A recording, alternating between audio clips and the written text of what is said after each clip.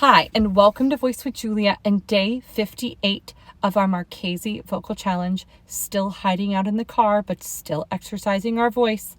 That's right. Excuses do not apply here. We got to stick with our Marchesi Challenge. Okay, and we're going to be looking at exercises 82 and 83, which are also inversion pairs. Voice with Julia, change your voice, change your life.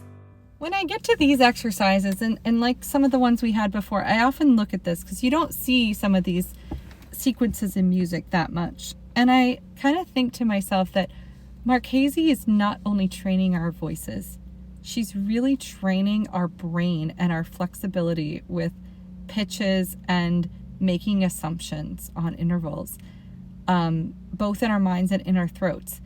And so I get to something like this, and like the ones before I could just sort of do automatically, like from years of singing. I'm like, oh yeah, I can just record this in one shot. This one, I have to admit, I did practice it a little bit before because it just doesn't feel idiomatic. Like my brain doesn't want to hear the pitches the way that they're written. So that is kind of what I love about these exercises, is at least for me, a lot of times it's not as much of a vocal challenge as it is a thinking challenge, which then syncing up the brain with the voice and how that manifests, that's a very important aspect of all of this. So let's give this a go and see how it turns out.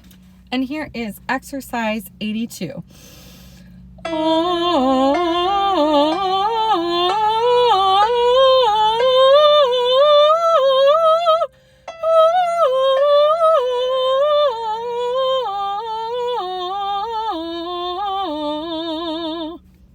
Okay, here is exercise 83.